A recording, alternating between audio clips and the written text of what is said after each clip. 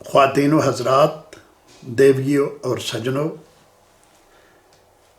آپ کا میزبان سید تصدق حسین بخاری ملتان پاکستان سے ایک نئی داستان کے ساتھ آپ کی خدمت میں حاضر ہے۔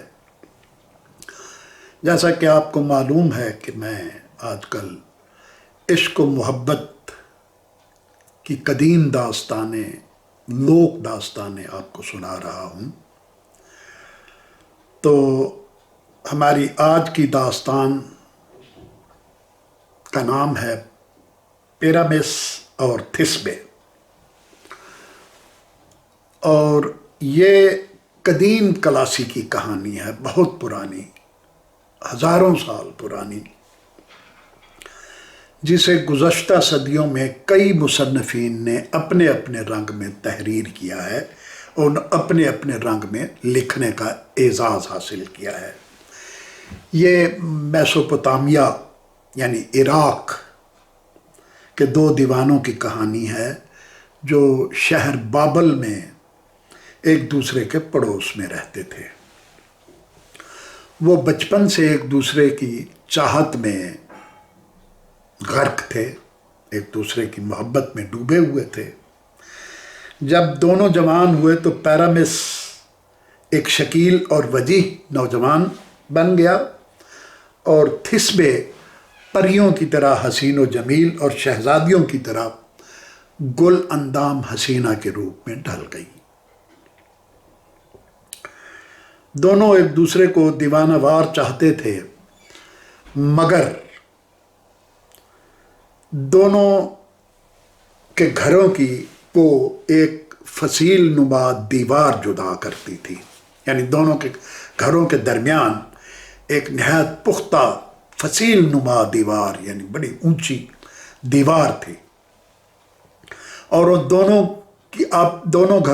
گھرانوں کی آپس میں سخت دشمنی تھی جو مدت دراز سے چلی آ رہی تھی۔ جب ان کے گھر والوں کو ان کے عشق کے پتہ چلا تو دونوں پر سخت قسم کی پابندیاں عائد کر دی گئیں، مگر دریائے عشق کے سامنے کون بند باندھ سکا ہے؟ وہ چچا غالب مرزا اسد اللہ خان غالب کا ایک شعر ہے، عشق پر زور نہیں ہے یہ وہ آتش غالب کہ لگائے نہ لگے اور بجھائے نہ بنے۔ دونوں گھروں کی درمیانی دیوار میں ایک معمولی سی دراڑ تھی، چھوٹا سا سوراخ تھا، تو یہ دونوں عاشق اور معشوق، محب اور محبوب ایک دوسرے سے رابطہ کرنے کے لیے اس سوراخ کا سہارا لیتے اور وہاں پیغام رسانی کرتے کہ اب کہاں ملیں گے اور کب اور کس طرح ملیں گے۔ دونوں کی ملاقاتیں کبھی کبھار شاذ و نادر،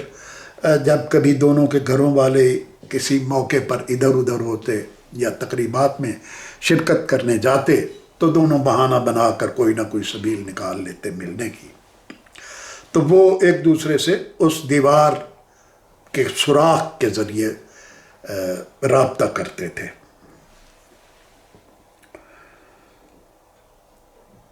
اور سالوں تک اپنی محبت کے پودے کی آبیاری کرتے رہے۔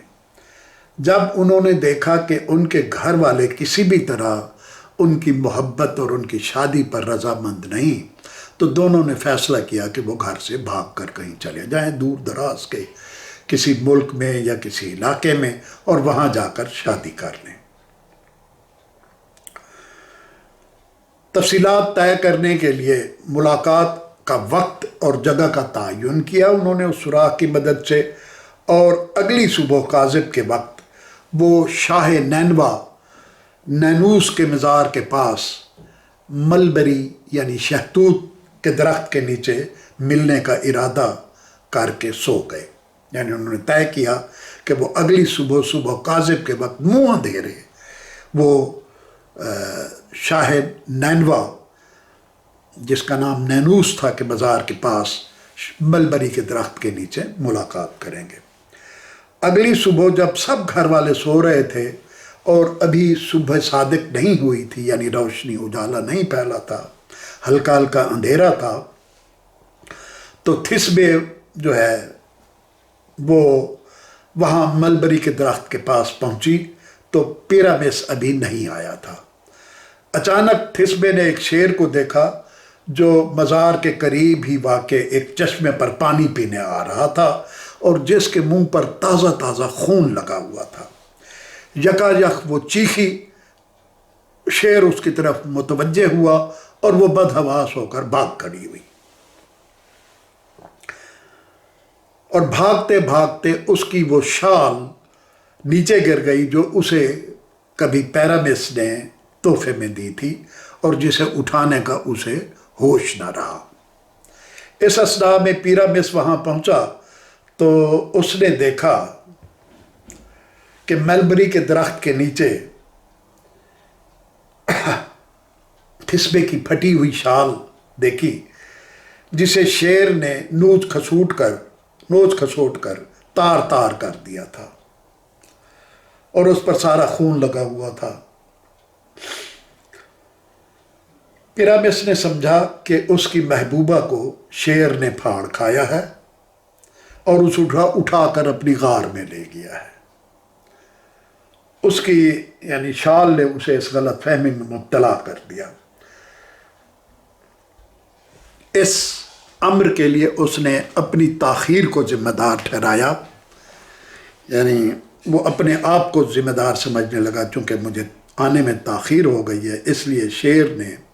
تھسبے کو اکیلا دیکھ کر اس پر حملہ کر دیا اور اسے کھا گیا ہے۔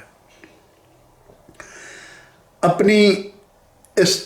تاخیر کی اپنے آپ کو سزا دینے کے لیے